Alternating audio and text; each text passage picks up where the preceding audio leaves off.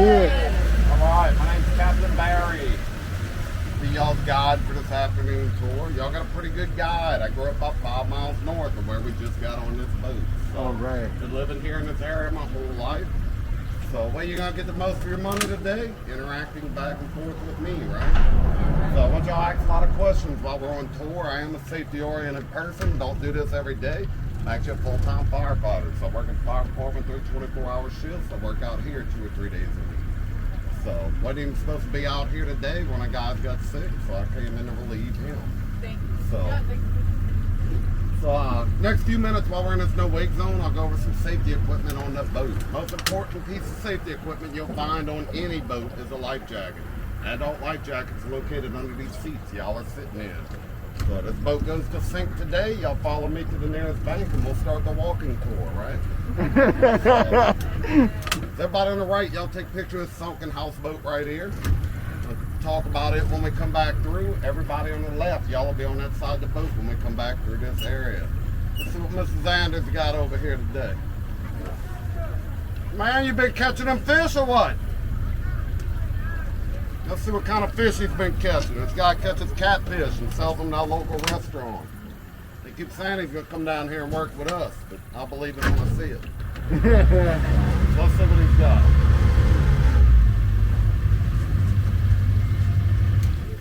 Catching some blue cats, huh? Fry on Friday, right? Hey, every day. I know. Most of the time they are frying fish on the dock this time of the evening. So while the boat's moving today with the cloud cover we got in the area, I'm asking everybody to remain seated. Hard for me to see objects under the water like stumps this time of day.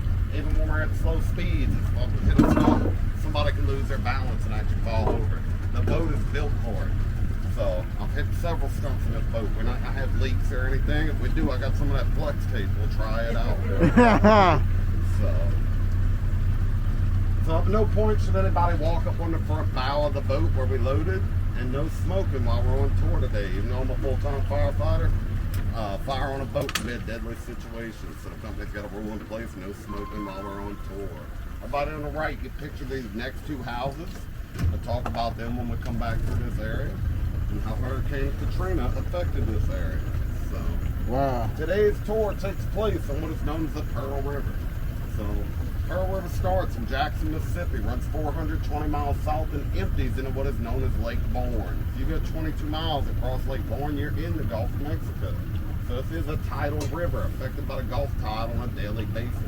We already had a period of low tide around noon today. High tide's not until about midnight tonight. The water will be rising slightly while we're on tour today. On the edge of the Gulf of Mexico, you will actually find fishing villages built out these same style houses.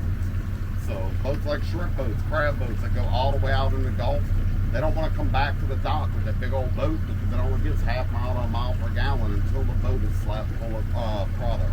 So they have something like this to retreat to if the weather in the Gulf or the seas get too rough.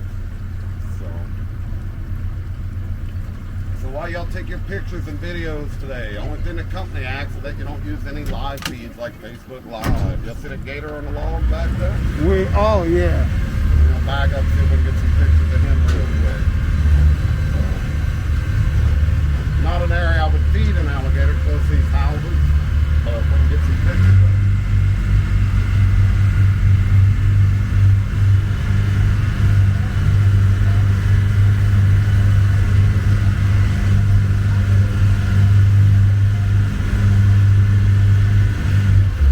Second one in there too. You'll see the big black lump. There's a second one that's going to be climbing up. So if y'all are on the left, y'all need to stand up to get a picture of that guy. Y'all can. I'm just going to hold this here for a second. And then we'll keep easing forward. I'm not going to hit anything right here. So the second one done moved. He's going out to the right now. And that one's going to get off the log too. So what those guys were doing, we just had a hard, cold rainstorm. They're trying to get on them logs to warm their body back up. Alligator being cold-blooded must remain a certain body temperature to eat and digest its food. So the cold rains, even though it's the middle of summer, it affects them.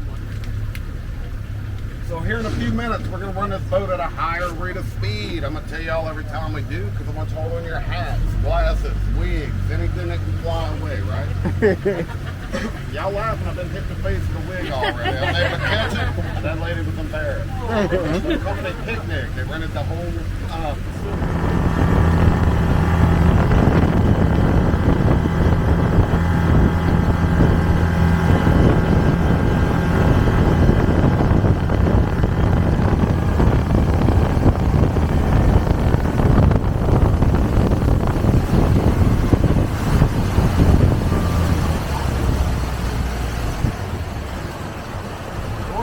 right-hand turn entering what is known as a canal. Canals are man-made waterways.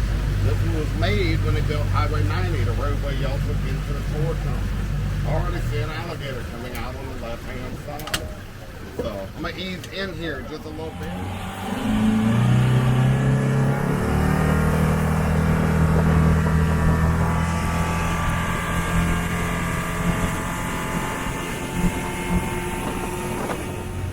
Y'all hold on, we're gonna take off heading further south. First time it does move us out. There's a big log under the water break. So, can't see it, but it's there, sure. Alright, y'all hold on.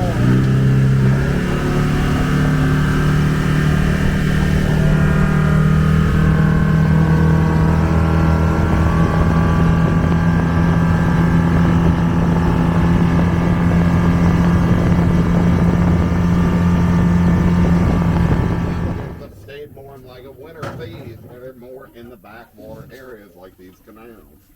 So the treats I'm feeding these guys today, crushed up bone meal and salmon product. Very healthy, as close to their natural diet as we can get. So remember, while these animals are around the boat, they can jump 2/3 of their body length.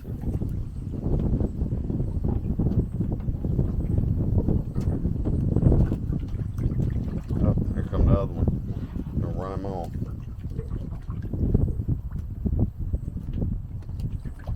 This one got a broken jaw. I can guarantee you this one's a male from fighting with another animal. Watch when he picks his head up.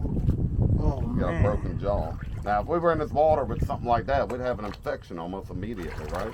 These animals are almost always healthy. So, right before COVID started,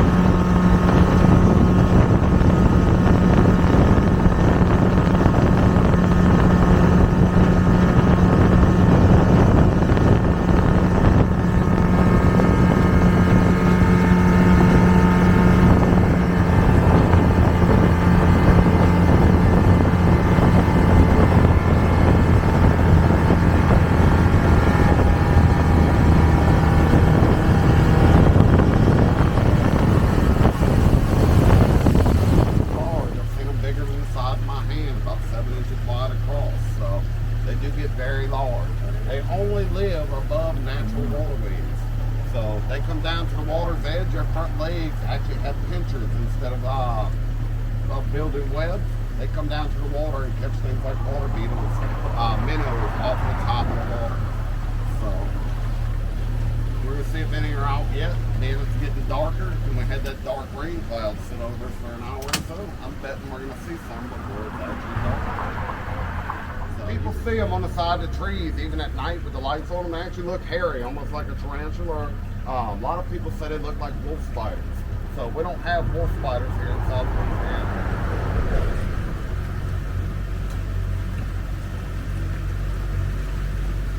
Y'all hold on, man. take off running further north, bring y'all to a natural spot.